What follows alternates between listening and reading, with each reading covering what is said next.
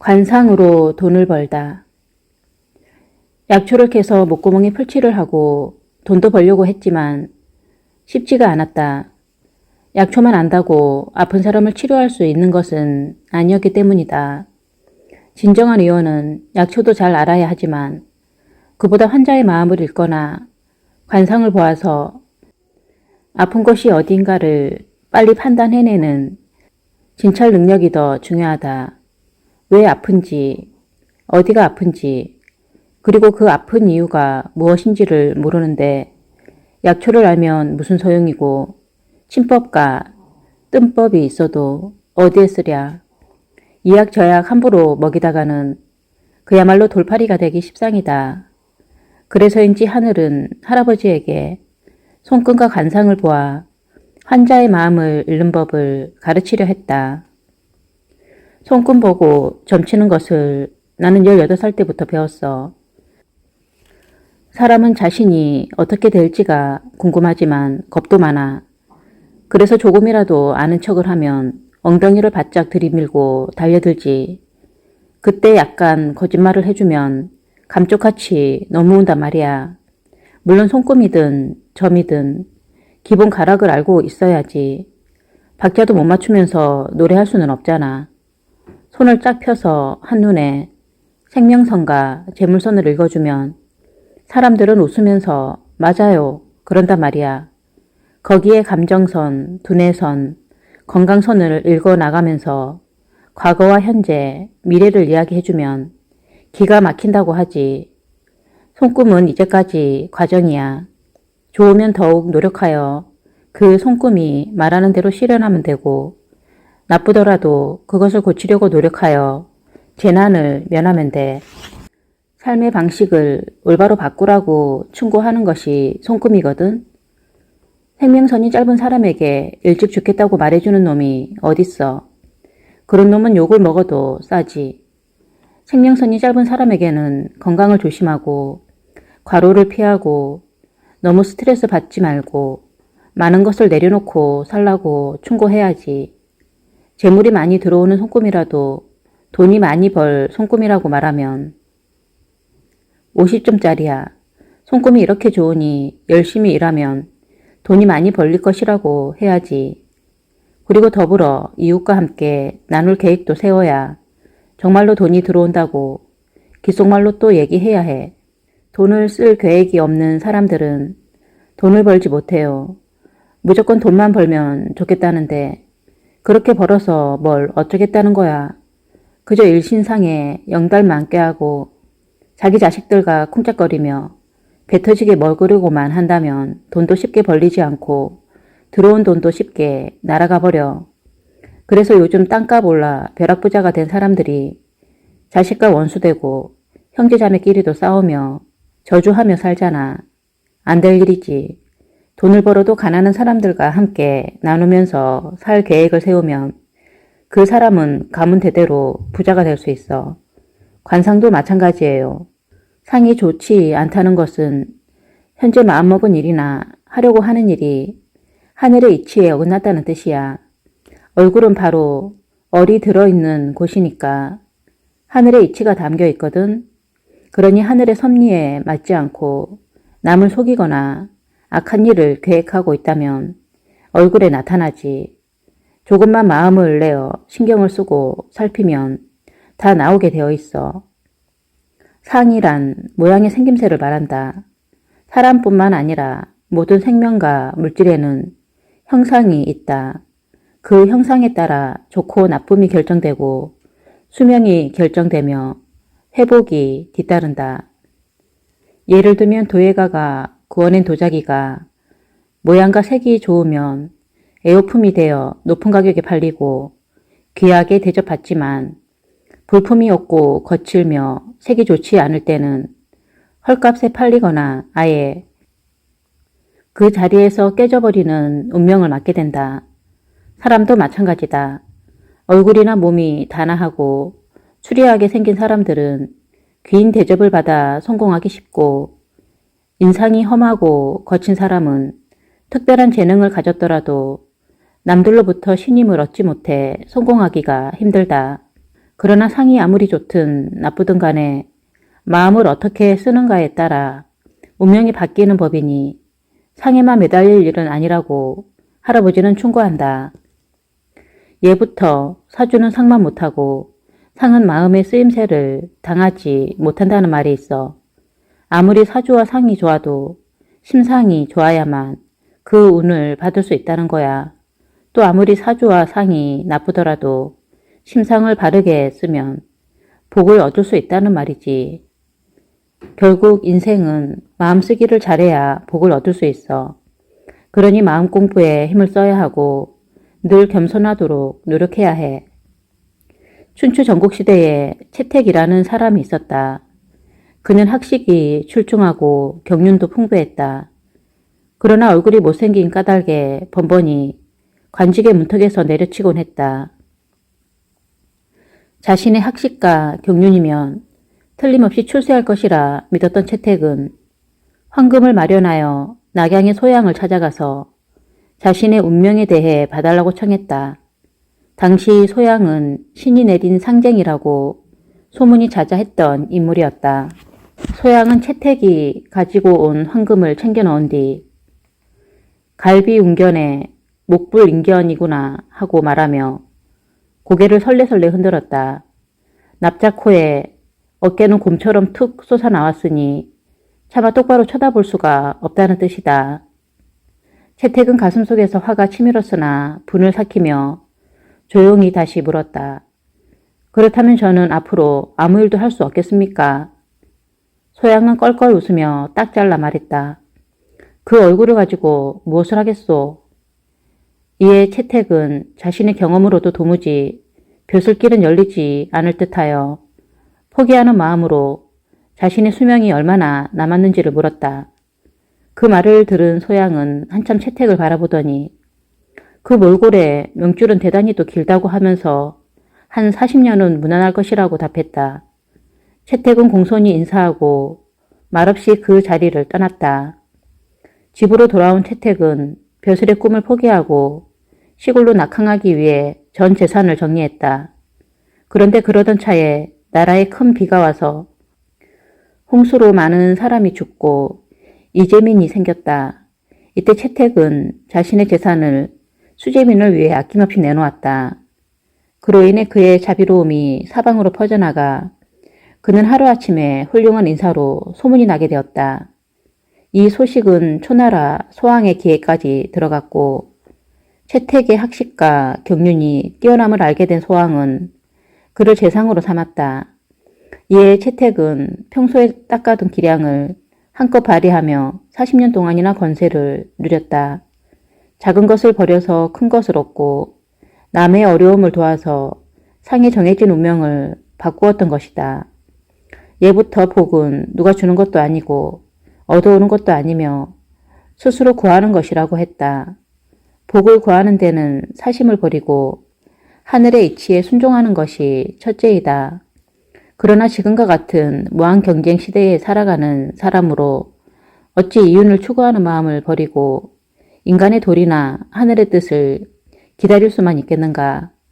그런 말을 하면 목전의 이익을 구하는 사람들에게는 말도 안 되는 소리라고 시비를 당할 것이다.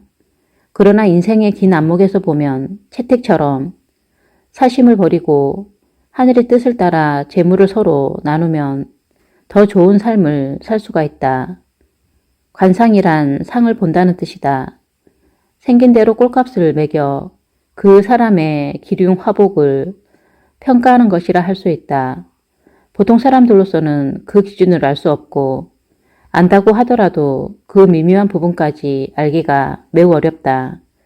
그러나 대체적인 원리와 기준이 있으니 그것이 바로 음양오행의 이치다. 이 이치를 깨닫고 그 원리에 맞추어 사람을 보아 부족한 부분과 지나친 부분을 찾아내고 그 모양과 색깔의 변화를 읽어내야 상쟁이의 자질이 있는 것이다. 주마간산으로 얼핏 본 것만 가지고 상을 보면 자칫 실수하기가 쉽고 또 마음속에 감추어진 심상은 전혀 읽어낼 수가 없다. 할아버지는 자신이 상쟁이로서 최선을 다하기 위해 얼마나 노력했는가를 설명한다. 관상을 볼 때는 아침을 굶고 봐야 해. 밥을 먹으면 호흡이 가빠서 제대로 상을 볼 수가 없어. 배를 비워 정신을 맑게 한 후에 아침 햇살이 얼굴을 비추어오면 그 얼굴의 형색이 드러나게 되어 있지. 정성을 다해서 보게 되면 마음에서 상을 얻게 되는 거야. 그런데 관상쟁이는 말을 잘 해야 해요.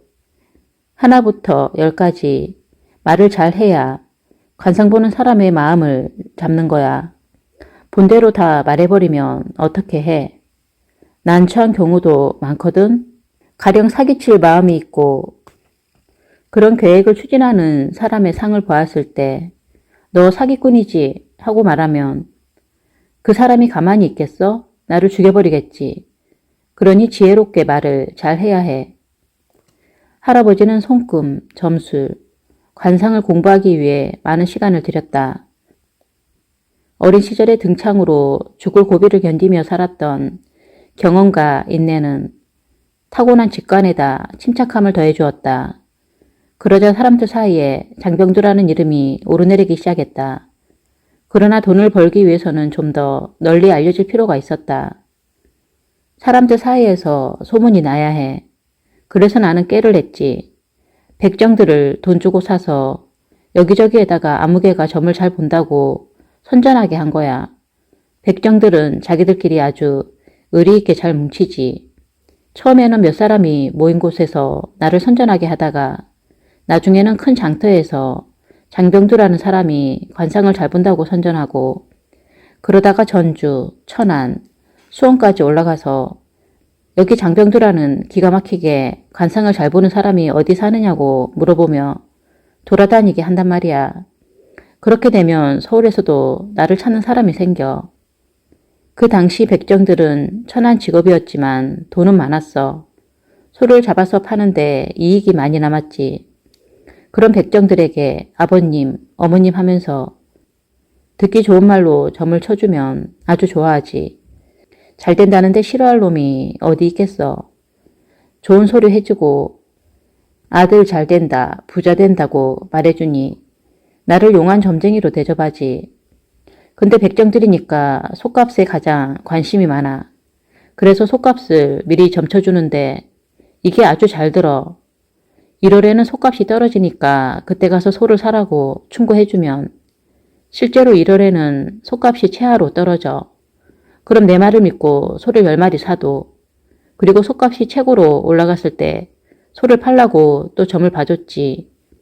이익이 많이 남으니까 백정들 부인들은 항상 나에게 와서 점을 봤어. 우리 집 앞은 그런 사람들로 들끓었어. 내가 말한 대로 하면 돈이 막 벌리고 아픈 사람 역시 내가 약만 지어주면 나으니까. 나를 아는 사람들은 나를 보면 서로 자기 집으로 들여서 밥도 먹여주고 잠도 재워주고 나가려고 하면 주머니에 돈을 넣어줘. 그래야 자기들이 뭔가를 결정하려고 할 때 내 도움을 받을 수 있으니까 평소부터 잘 대해주는 거지. 상통천문, 하달지리라고. 실제로 나는 주역을 공부해서 천문과 지리에 통달했어. 무조건 거짓말을 한 게 아니야. 하늘을 쳐다보면 천문을 알게 되고 땅을 보면 물이 어디서 나올지를 알게 되지. 비가 오지 않으면 우물을 파야 하는데 물 나오는 곳을 척척 알아내어 파는 곳마다 물이 솟구치니 많은 사람들이 내 신통력에 놀랐던 거야. 그러니 산세를 볼 줄도 알아야 하고 음양오행, 금목수화토를 깨워야 해. 금목수화토를 몰라가지고 어떻게 사람을 점을 치고 어떻게 사람을 고칠 수 있겠어.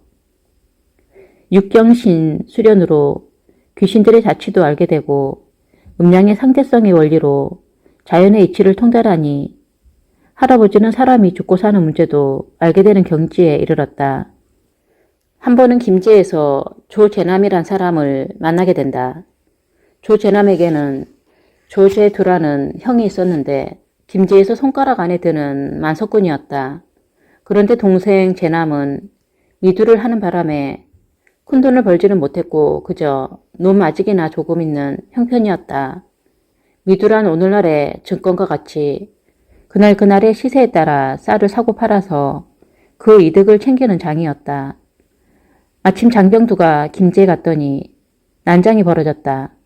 난장은 소나 광목을 걸고 벌이는 씨름 시합인데 공식적인 허가가 있는 도박장이었다. 이렇게 난장이 선 날이면 각 마을에서 돈 좀 있다는 부자들이 모여들어 돈을 걸곤 했는데 할아버지는 그때 조제남과 처음 만나게 되었다. 할아버지에게 신기가 있음을 직감한 조제남은 미두를 자세하게 설명해주면서 미두의 시세를 예견할 수 있는지 물었지만 그런 시세는 변화가 너무 많아 알기가 어렵다는 대답에 그러면 기왕 왔으니 씨름판에나 한번 나서보라고 권했다. 그렇지 않아도 서울로 돌아갈 차비를 구해야 하던 차에 씨름에서 이기면 쉽게 해결되겠구나 생각하고 할아버지는 시합에 나섰다. 실제로 체구가 날려뱉은 터라 애기 씨름에는 자신이 있었다. 그러나 돌다리도 두드려 가라는 말처럼 난장의 씨름 선수로 참여하는 사람을 조제남에게 소개받아 조언을 듣고 미리 연습도 해보았다. 드디어 난장이 열린 날 할아버지는 여러 선수들을 물리치고 결승까지 올라왔다. 이제 한 명만 이기면 40자에 60자 되는 광목이 손에 들어오게 된다. 그런데 결승에 올라온 상대를 보니 지난번에 충고를 해주었던 바로 그 선수였다. 할아버지는 오른발로 상대방 왼발을 감아 쓰러뜨리려 했지만 오히려 상대방의 힘에 밀려 주저앉고 말았다. 차비로 쓰려 했던 광목은 이미 물 건너갔다. 할아버지는 이긴 사람에게 서울 갈 차비나 조금 보태달라고 했으나 그 사람은 이런 50전밖에 돈을 내어주지 않았다. 그때 서울 가는 기차값은 2원 80전이었다. 속이 상했지만 조제남이 나머지 돈을 보태주어서 겨우 차표를 끊게 된 할아버지는 그 보답으로 조제남의 상을 읽어주었다. 당신은 내년 7월 23일, 그러니까 음력 6월 초하룻날 1시에 물에 빠져 죽을 상이니 내가 하라는 대로 하지 않으면 안 된다고 말했지. 그런데 조제남이 화가 나서는 멀쩡한 자기에게 물에 빠져 죽는다고 했다고 길길이 뛰면서 나를 경찰서로 끌고 갔어.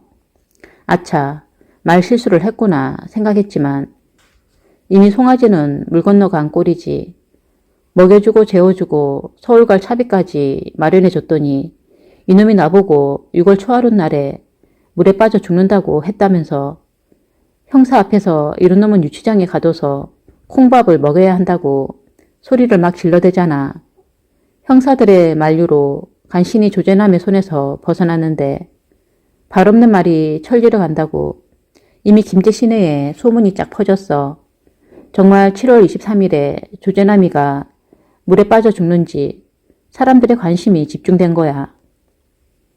그러나 할아버지는 조제남이 듣거나 말거나 자신이 본 관상대로 피할 방법을 알려주었어.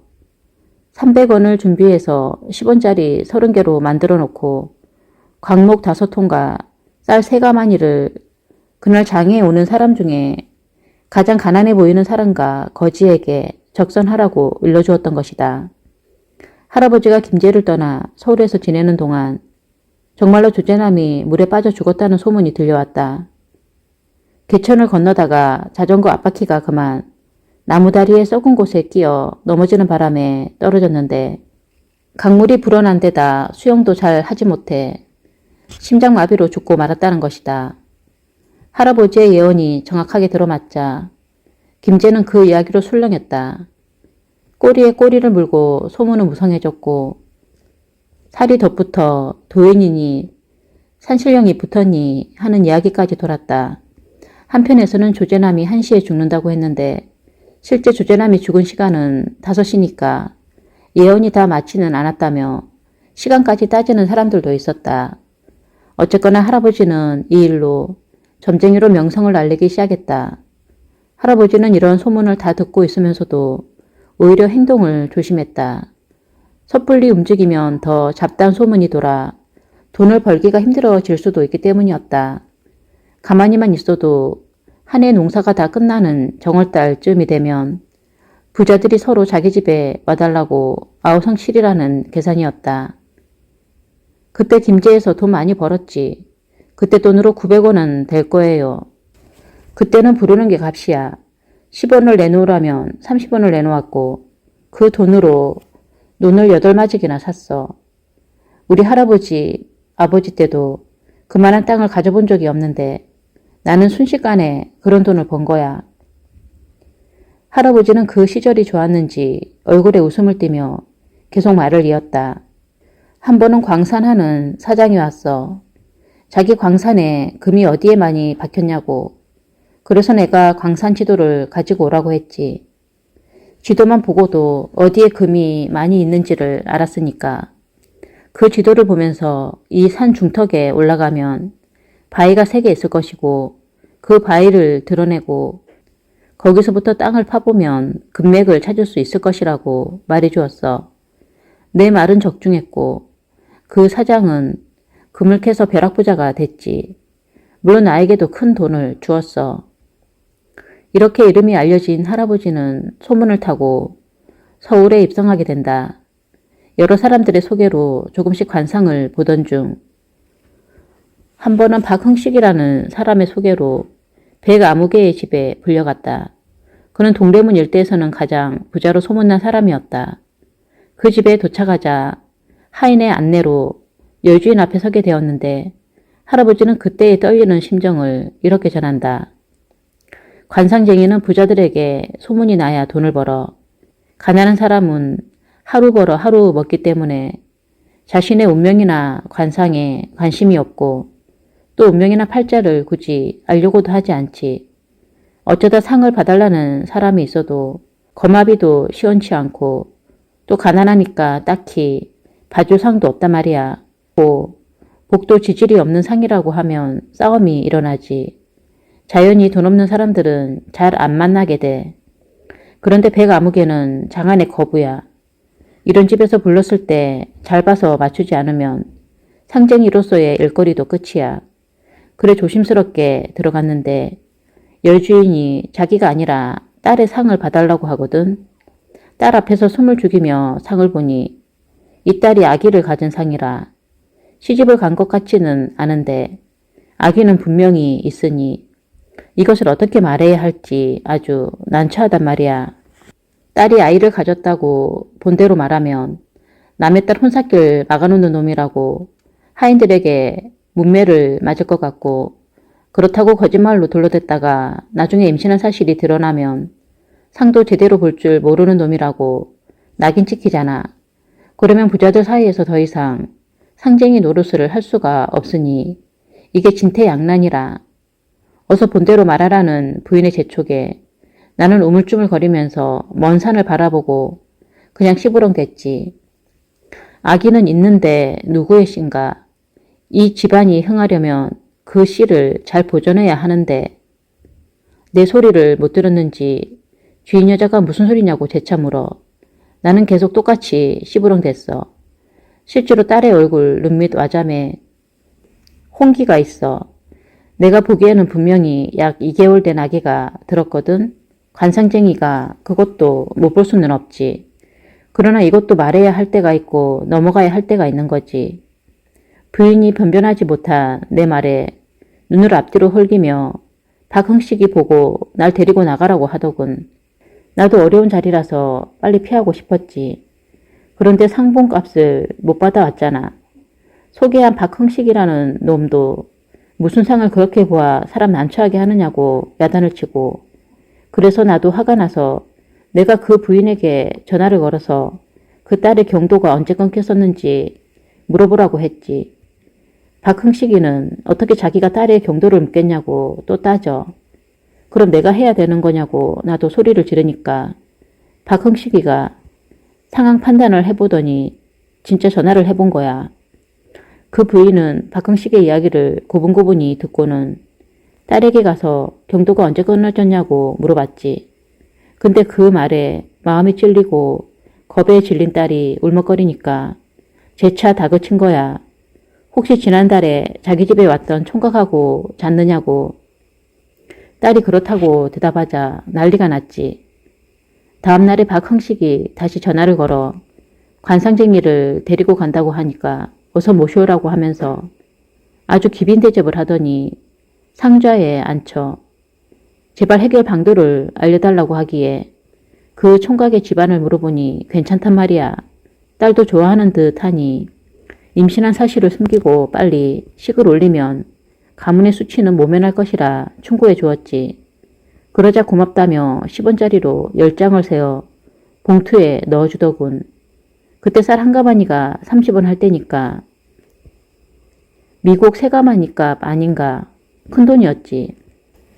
그 후부터는 내가 약점을 알고 있어서인지 돈이 떨어질 때마다 그 집에 가서 이리 오너라 하면 안주인이 버선발로 뛰어나와 나를 맞고 집안의 여러 문제를 상담했지.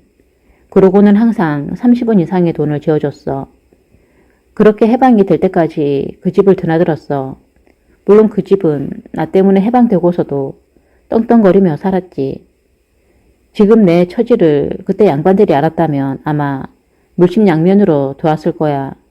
요즘은 이기적이라 자신만 알아. 할아버지는 관상뿐 아니라 운기도 공부해서 자연의 변화까지 예측했다. 어느 해는 유난히 비가 올 것이며 어느 해는 어떤 농작물이 잘 될 것이며 또 어느 해 여름은 냉해를 입어서 벼농사가 안 될 것이라는 등의 이야기를 지나가는 말로 하면 그것을 알아듣는 사람들은 할아버지의 충고를 따라서 농사를 짓거나 사업을 꾸려 성공하는 일이 많았다. 한 번은 최창익이라고 금을 파는 사람인데 나에게 왔어. 자기 광산에서 어디가 금이 많이 나올 수 있냐는 거야. 근데 내가 운기를 보니까 여름에 큰 장마가 올 것 같아. 그래서 장마가 오니까 금 파는 일을 중지하고 대비하라고 했지.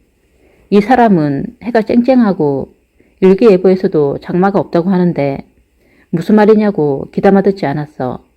근데 그해 여름 큰 장마가 들어 광산에 난리가 난 거야.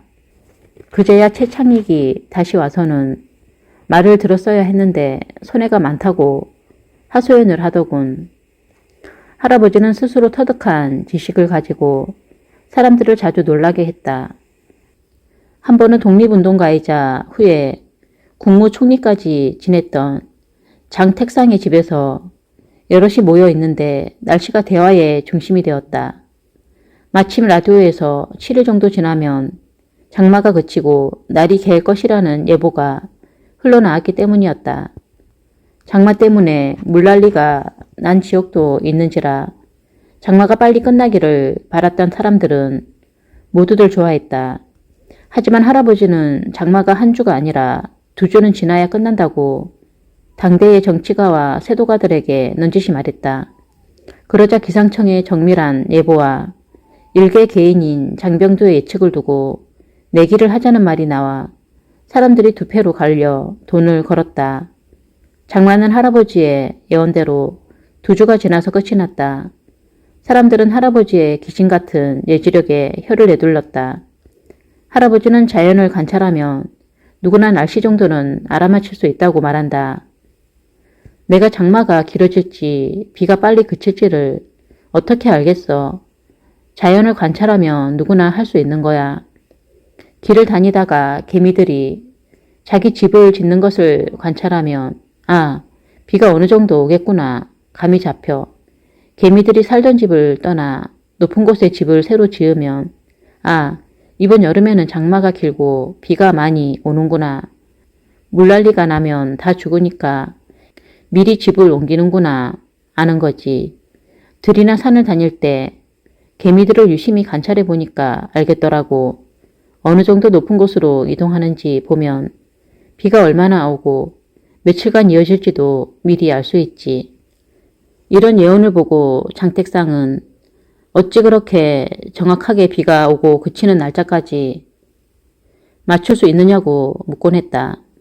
할아버지는 그럴 때마다 그저 지나가는 말로 한마디를 했을 뿐인데 그것이 맞았다고 너스레를 떨었다.